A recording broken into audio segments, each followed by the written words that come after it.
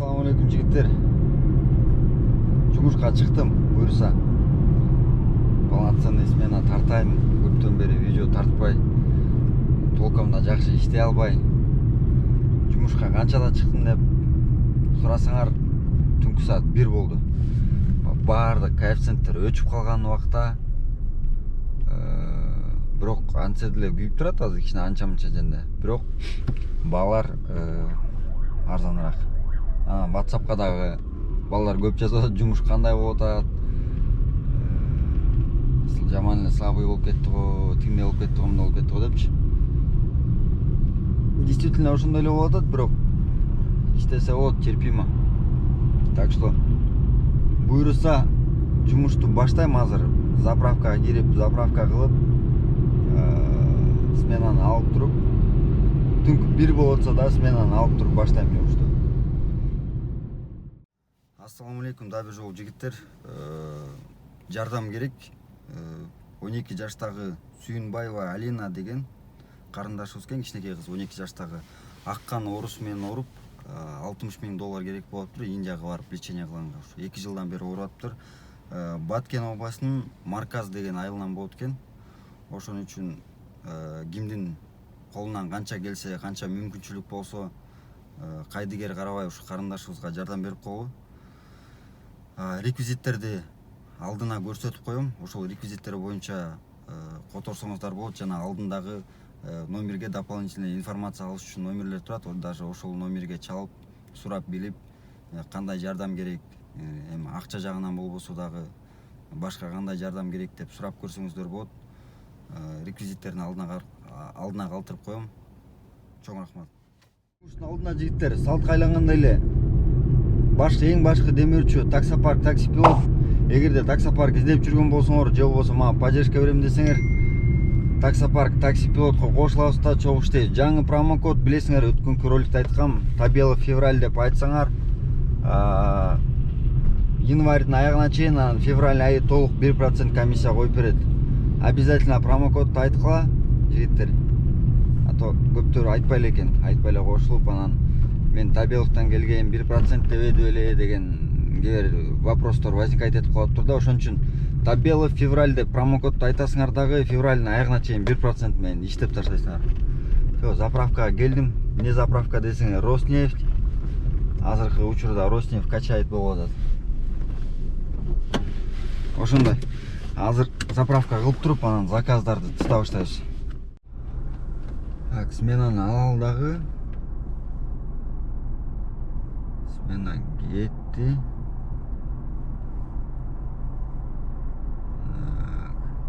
На линию. Кичине Неторок район жактан чыгып атам линияга, бирок именно мен турган жерде коэффициент прям өткөндө комментарийден жазып атты, мурдуңду кечке эле тырмалай бербечи деп. Мен эмем бар да, аллергиям бар. Ошого мурдум кычыша берет. Жанакы маңкаланбай сүйлөчү дегендерге дагы аллергия деген эме бар да. Мурдуң бүтүп кала берет. Анан кычыша берет да. Ошон үчүн минте берем да. Так что жаман көрмө жок. Атайлап силердин жиниңерге тийип эчтеке кылбай элем. Заказ жок го я, заказ диагностикага бир кирип карап коебуз. Өткөндө жаман көп эме сообщениялар болду да, таксометр жакшы иштебей атат. Эски версиясын табыш керектигин табыш керек. Негизи эски версияга деле болбойт. Эди обновление кылбасаңар заказ бербей калат да. Анан кийин ошол күнү үйдө дагы Wi-Fi не то иштеп атты да. По-моему, по всей Москве эле эме болот окшойт, сбой болот окшойт, интернеттен же бирдекеденчи. Заказ жок.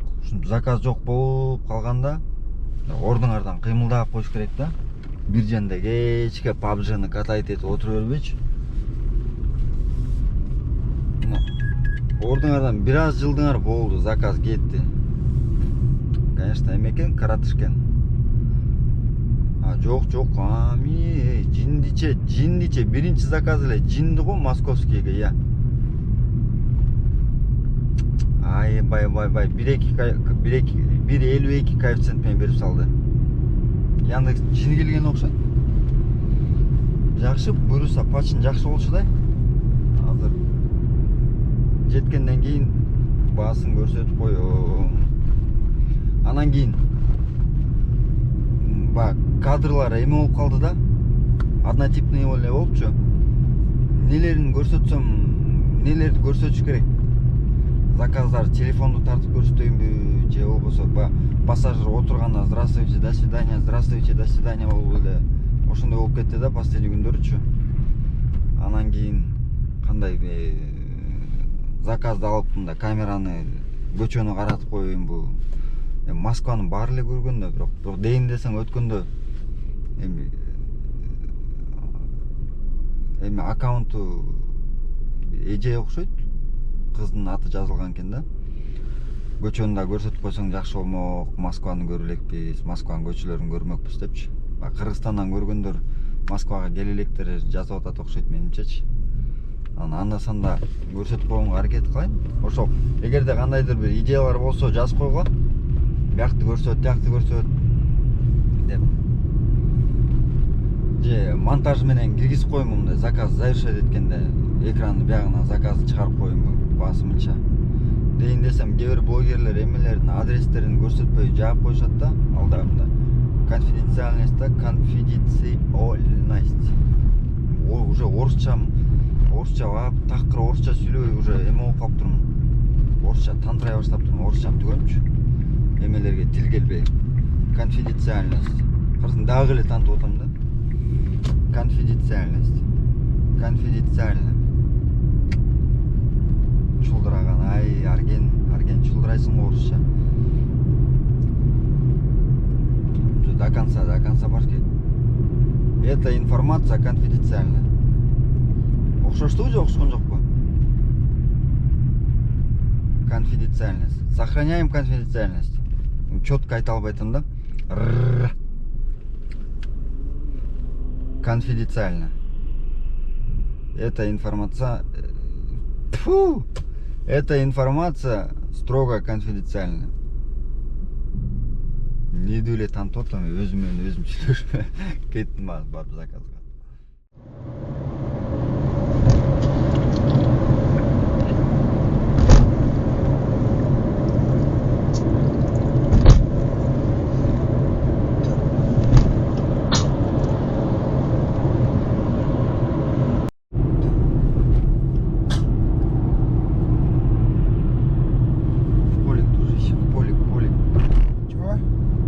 Надо, говорю, там весь сиденье сейчас испачкал уже.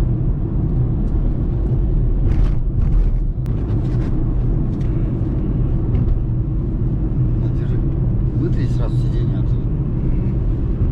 Впитается сейчас.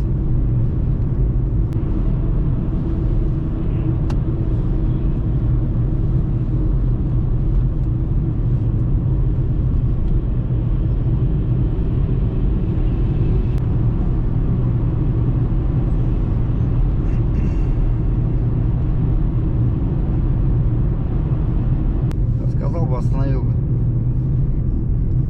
Ладно, так. Кожа не впитается. Чего? Кожа, Да это чехол просто. чехол всего.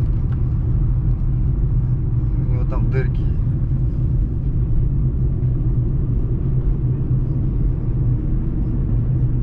Как будем решать? На мойку заедем сразу? Давай, Да. давай сейчас пути решим. Да не, я знаю по пути, когда доедем, потом начнется. У меня не раз было такое. На коврик все я сделал, так что нормально. В смысле нормально? Сейчас все это сделаете.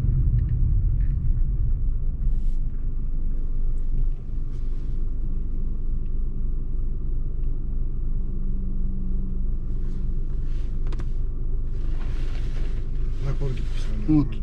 ты внизу посмотри. Да, на коврике Нет, говорю. нет, тряпочку посмотри просто. Тряпочка вот тут вот. Нет, имеется в виду вот этот чехол, не чехол, а вот этот. Коврик Видишь? называется. Не коврик это называется. А что? Вот это коврик, который под ногами у тебя. А вот снизу посмотри просто. Видишь? Да, я сейчас все вытру.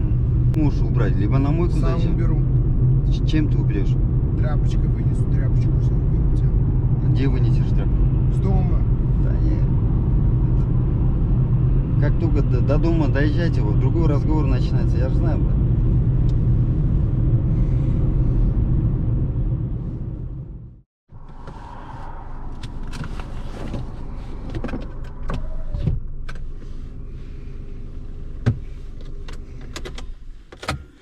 Все, выходим. Чего? Что? Чего еще раз? Выходим, говорю. Почему? Почистить. А, давай. Да.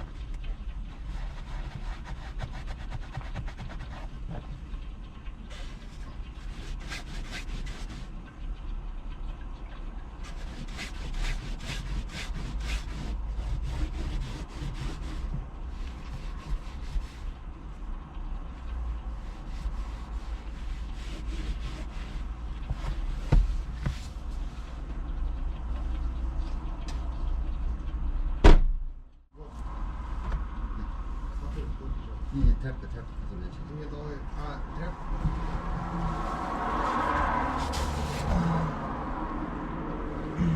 Тряпка вот. А слива вот сюда. Я ее сейчас пробую. Смотри, там вытер. А? Вытер все.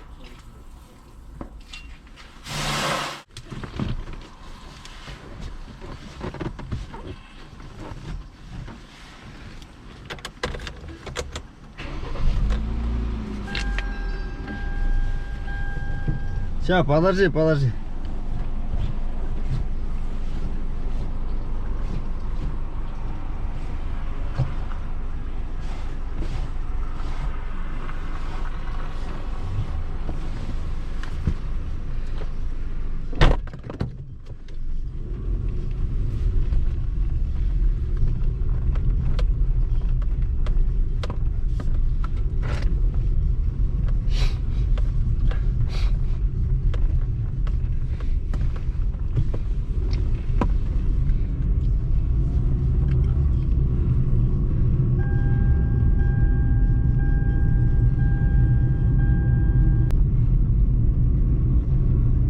Бірінші машинағашы. Мына ғайыр алып барып отырам білейін. Ошон үчүн башты ордуп тазалатсаң, по-любому өзүң алагандай тазалабайт да. Аны башка көзгө койгуласаң дагычы. Ошон үчүн азыр муну мен нерв коротуп эле ызылдашып отурбай мойкадан эшикти жаап туруп эле подожди деп туруп айдап кетип калдым. А бул жолдон азыр обязательно дайыр жол кылсат. Биринчи заказ өлдү ушинтипей. Бирок жаптым, короче, 942 рубльга.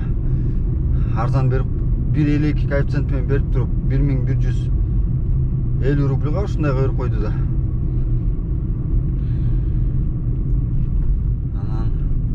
Бул азыр оценка кылбаш үчүн сразу эмеге жазып коюш керек. Техподдержкагачы. Мен колду бастым. Так, хочу пожаловаться на пассажира деп туруп. Азыр жазып база алып кайра связьга чыгам жигиттер. Смена тартайын деп атсаң, биринчи заказыңан эле приключение да. желание өлүп калды уже жумушка. Нормальный настроение менен чыккам. Ладно. Баягы өткөндө айтып атпадым беле?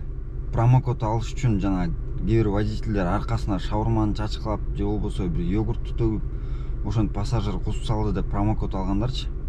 Азыр мен мисалы мына реальный случай болду. Эмеге Яндекске жазсам, негизи по идее сүрөткө тартып СТС-га кошуп жибериш керек да. Даже антип тартып жиберсең дагы загрязнение не потребуется химчистка. Самостоятельно можно убрать деп туруп эле промокод бербей койду. Ошондой негизи мурда ушундай бир случай болгондо, даже могу сиденьянын чехолун кирдетип койгондо эле сүрөткө тартып жиберсең промокод бериши. Анан жанакында водительдер ошентип колдонуп берип уже Яндекс ишенбей да калган да. Азыр мына промокод жок. Тигинди өткөндөгү баягы кызды билесиңерби? Ал дагы нормальный сүйлөп келип туруп анан үйүнүн жанына келгенде менттер чакырып ызы чуу болду эле. Анда өзүм барып бүт баарын өзүм тазалагам да. Азыр сразу эле жолдон барып туруп мойкага кирдим. Сразу маршрутту өзгөртүп туруп. Самообслуживание мойка бар экен. Ошока кирип, мойкага акчасын төлөтүп, поликти аткылап, салфетка берип, бияктан алды сүрдүрүп, бир сия самый грязный жерлеринчи. Ошентсе деле баягы кээ бир жерде тамчы болуп калып калганда, по-любому өзүң каалагандай сүрбөйт да. Бирөөнүн машинасын по-любому сүрбөйт да өзүнүкүндөчү. Ошо өзүм бир сыра тазаладым дагы. Машинага отуруп туруп, "Ща подожди" деп туруп айдап кетип калдым. Аны мен аякта турганда азыр кайра жеткизейин десең, мондай кийимин бар шалтак кусунду да. Аны жеткирген не стоит, тем более тетип московский кийим. Ассаламу алейкум жигиттер. Силерге бүгүн мындай информация. Баягы машина алып, кайсыл жерге регистрацияга койсом же болбосо лицензияны кандай кылып алсам, мисалы лицензияңар чыгып кетип, мурдакы кишинин атынан уже чыгып кетсе, ошол кимге койгонду билбей жүрсөңөр, мен силерге бир информация берейин. Жанымда отурган Сагын деген бала. Экөөбүз бүгүн информация беребиз. Ошол именно регистрация машина оформление боюнча, страховка боюнча, лицензия боюнча. Сагындын ИПсы бар экен. Мисалы оформление кылганга ГАИга барып 7000 7000. Эми ориентировочно 6000ден 8000ге алгыла да. Мисалы машинанын состояниясы кээ бир жерде скол эме болуп калышы мүмкүн, айнекте трещина болуп калышы мүмкүн. Ошол ситуациядан зависит этет да. Анан кийин страховка боюнча ИП регистрациясы Рязанская область экен. Билесиңер, областта негизи страховка арзан түшөт. Страховканын баасы ориентировочно алдагы силердин стажыңардан зависит этет. ДТП история барбы, ошондон зависит этет да. Мисалы минимальный канчадан 20000ден 25000ге чейин 20000ден страховка под такси год. Под такси 1 жылга 20000ден 25000ге чейин. Эми мен лично билгенимен, мисалы 25000дик страховка мен уккан эмесмин да. Мында алгандары да мисалы кээ бирлер 30000, 32, 33гө чейин уккам да. Мында 26, 28 дегендер болгон. Бирок бияктын мен мисалы азыр мага бүт историяларын көрсөтүп чыкты. Өзүндө балдар иштейт экен. Өзүнүн айылдаш балдарын уже машиналарын коюптур. Жаңы баштап келатыптыр да. Анан мен да бир сыра документациясын көрүп, тем более азыркы последний случай көрүп атсыңар го, эмне болуп атат ситуация. Мен дагы көрүп, страховщиктер менен жазышкан перепискаларын көрүп, ошол баа чын эле мындай реальныйбычы, ошолордун бүт баарын карап чыктым. И мындай 100% кепилдик бербесем дагы, элдерге окшоп мындай карабай, эстекесин карабай эле бапыртпай эле мен бир сыра карап чыктым да, өзү дагы ачып бүт баарын көргөзүп берди. Ошондо страховка 20000ден 25000ге чейин болуп атат. Лицензия максимум 5 күн экен, бирок мисалы 1 күндө деле чыгып калышы мүмкүн, 2 күндө деле чыгып калышы мүмкүн, бирок эң мындай запас менен алганыңар 5 күн да. Лицензия чыкты. Эми башка ИПлардан сурасаңар, бардыгынын эле условиялары ушундай да. Мисалы машинаны оформление кылдыбы, ошол кишинин паркында иштейсиңер. Парктын комиссиясы деле элдердикиндей эле да. Эч кандай там 4-5-6% жок, скрытый эмелери жок. Как положено, лицензияга айына элдердикинде эле 2000 төлөйсүңөр, же болбосо 1 жыл алдына берсе 15 000. 15 000, 1 жылга алдына берсеңер 15 000, а так айына 2000ден.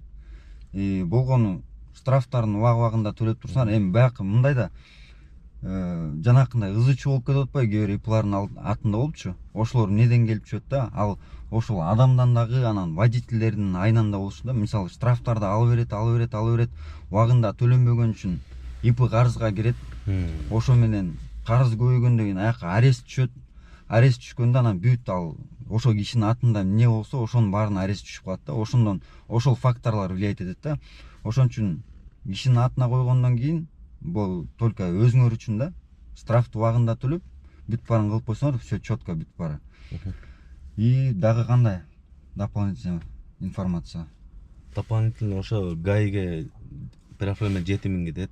Страховканы, например, эртең менен тапшырсак, кечке даяр болуп калат да, баягындай бир жумалап чозулбайт. Мен угутам да, ошо бул страховкада сложно иштеге жок экен да. Эртең менен тапсаң, акчасын берсең, кечке даяр болуп экен да. Анан ошо нерселерди угуп, неге мындай акчасын берип атса, кээ бирки машиналар арестке киргизип коет экен, машинанын өзүнүн атынан чыгарбаш үчүн, например, сатам деп калса, машинаң арестте, мынча акча берсең деп баягы саткысы келген адам 5-10 миңдин көзүнө карабай эле берип.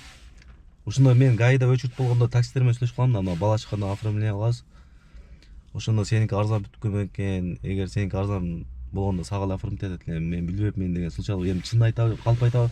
Ошондой спростор болот экен да, ошонун негизинде сага айтып бир кайрылып көрөйүн дедим. Может, ИПны ачканда иштетиш керек деген сөздөрдү угуп сага бир кайрылдым да. Страховкага, мисалы ГАИге оформление кылгандан биринчи страховканы жасаш керек да. Биринчи страховканы жасаш керек, анан диагностика картасы керек. Диагностика картасы действующий болсо, ошо жарай берет ГАИга переоформление. ГАИдан переоформление кылгандан кийин сразу лицензия тапшырат ошол эле күндө. 5 рабочий күндү расчет алыш керек, может 1 күндө чыгат, может 2 күндө чыгат. 5 күндө алыш керек. Анан ошо мен атында каласа, сен айткандай 2000 берет айына. Мен паркингде иштейт, паркинг проценти 2,5%. Акча чечип ала турган жамптан чечип алат. Выводтан проблема жок. Выводтан вообще проблема жок, кудай кааласа. Ошо эми биз дагы элдерге окшоп өнүгө өсөйүн деген ойдо. Лицензия, мисалы ошо страховканыкы жакшы экен да, мисалы эртең менен тапшырсаң, кечинде уже. Ооба, ал жагы кудай кааласа жакшы. Кайсы меники болуп калат? Ингострах. Ингострахтыкы. Ооба, кааласаң кийин водитель коштурсаң да болот, например, 4 водительге чейинчи. Дагы башка бирөө эмнет десе, телефондон эле жиберип коем.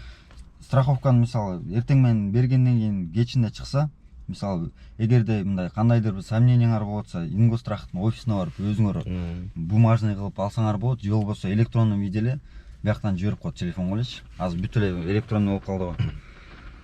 Ошондой жигиттер, эгерде ушундай керек болуп атса силерге, машинаны оформить этип же болбосо лицензия жасатып, ушундай услугалар керек болуп атса, төмөндө номерлерди калтырып коем. Байланышып, сүйлөшүп, дагы бир сыра өзүнөн тактап, же болбосо кезигип, Кузьминки районунда жашайт экен. Өзү менен кезигип деле сүйлөшүп, баягы машина оформить этип аткандай жүз көрүшүп көрсөңөр болот. Анан жигиттер сагын айтып атат, баягы мурда күнү машина оформить эткени барып, эмеге Балашка да ГАИге. Ошол жерде очередте туруп, кыргыздар көп да. Ошолор менен сүйлөшүп туруп калып, анан сен канчага кылып атасың, оформление канча болуп атат, страховка канча болуп атат дегенден аякта реально эле бир баасынан бир 5000ден 8000ге чейин разница бар экен да. Алар кымбатыраак же болбосо страховкасы эле 8000 разница бар экен да. Силер мисалы биз биякта айтып атпайбызбы, 20000ден 25000ге чейин депчи. Силер мисалы страховка жасатайын деп атканда любой башка страховой компанияга чалып, мисалы данныйларыңарды жиберип көрсөңөр, эсептеп берет да силерге канча болот экен. Анан ошо менен салыштырып, мисалы даже страховкаңарды өзүңөр деле жасап алсаңар болот. Башка жаккачы. Биякта менин паспортумда керек да. Башка жакка жасап алсаңар болот. Ошончолук арзан экен, мен ушакка эле жасатайынчы десеңер, ага деле макул, Ооба. Анын эч кандай эмеси жок. Просто эми баягы бир эме кылып аткандан кийин, тем более бир күндө дайын болот экен, аркасынан эле очередь менен эле бүтүрүп салат да. Ооба. ИПны мен келинчегим ачкан. ИП келинчегинин атында экен. Мен иштетем. Өзү иштетет экен. Анан кийин ошолорду көрүп, спрос бар экен, элдерге мисалы кээ бир жерлерде кымбат кылып берет экен. менде ушундай мүмкүнчүлүк болуп атса мен деле кылайын. Эми анчалык башка жактар менен салыштырып көргүлө. Менин билишимче, мен бүт барыныкы деп айтпайм, бирок менин билишимче мага деле көп адамдар жазат негизичи. Инем ушундай ипим бар, лизингке мындай машина чыгарам, тигиндей чыгарам деп анан сурайм да условиялар кандай документациясын көрүпчү. Ошолор менен салыштырганда бир топ эле төмөн экен да жигиттер. Анан кийин мен мисалы 100% менин бүк бир тууган адамым деген 100% кепилдикти эч кимге бере албайт да. Анан кийин мен документациясын бүт баарын карап чыктым. Эми башкаларга салыштырмалуу айырма бар экен 5000-8000ге чейин. Ошондуктан эч ким кыйнамай жок жигиттер. Телефон бар, интернет бар, азыркы ИПнын эмесин бүт баарын информацияны любой жактан текшере алсаңар болот. Ошон үчүн түшүнбөй калсаңар ушул төмөндөгү номерге чалып, сүйлөшүп, кезигем десеңер, заранее сүйлөшүп, кезиккиле дагы смело машинаны оформить этип берет. Ооба, мен дагы бир сөз кайрылып коеюнчу. Мен кечеги окшогон ситуацияны көрүп, например, элдер действительно ИПшник издегендер болуп калат экен да. Мен ойлогом да, только ИПшниктер только өзүнүн таанышына, өзүнүн айылдаштарына өткөрөт бул документация, бул оор го. Деп ойлогом, мындай негизи издегендер болот экен да, башка бирөөнүн деле ишеничтүү болсо депчи. Кечеге окшоп алып кетип калгандар, баягындайлар болгон үчүн мен дагы ушу реклама кылып берейин дедим да. Ошондой ойлор келди да. Рахмат болсо кайрылса дагы полный телефондон подробно түшүндүрүп. Ооба, уктуңар жигиттер. Суроолор боюнча телефон номерге чаласыңар, же болбосо мага деле жазгыла. Мага жазсаңар деле мен деле уже бияк менен сүйлөшүп информация алдым. Эгер түшүнбөй жатсаңар, обратный связьга берип койгула. Кандай болуп атат, эмне болуп атат. Ошондой жигиттер.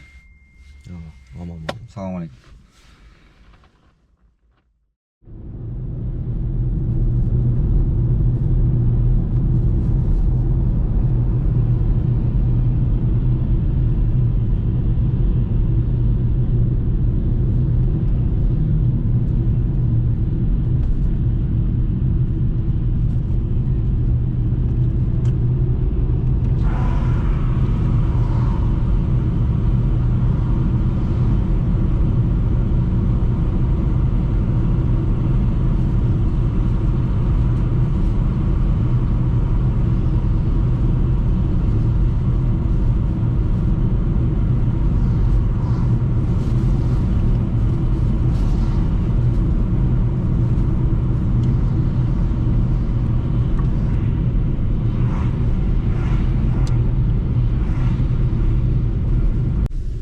Все, приехали, брат.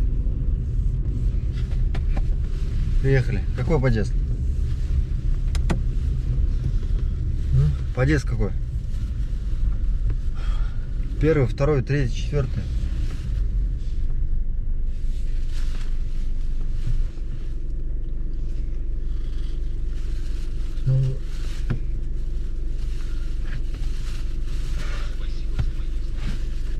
Сумма. 800 рублей, брат, наличка.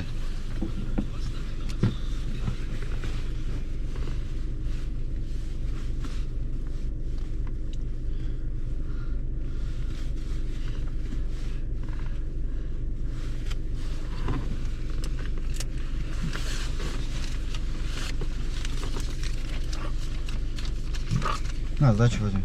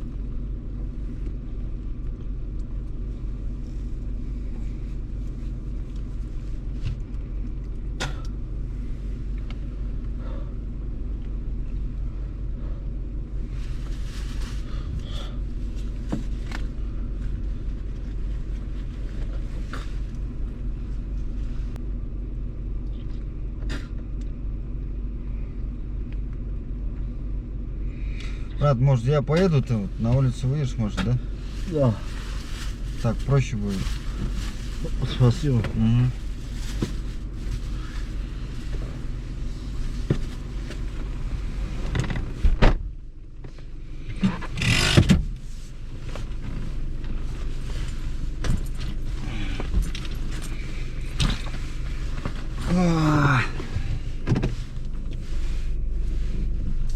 Да, жақсы. Эмеге машинага кускан жок да. Бирок ушунча кыйналып ичпей эле койгула да. Болбой калгачачы. Азыр тиги пакетинде тамак аш бар болчу, ошо лепешка, тияк бияк ар жак бир жагычы. Булар жолдон келатып ошо пакеттин ичине эле кусуп салды. Эми ал ошо пакетти көтөрүп кетти анан. Андан ары эмне болот үйгө киргенден кийинчи.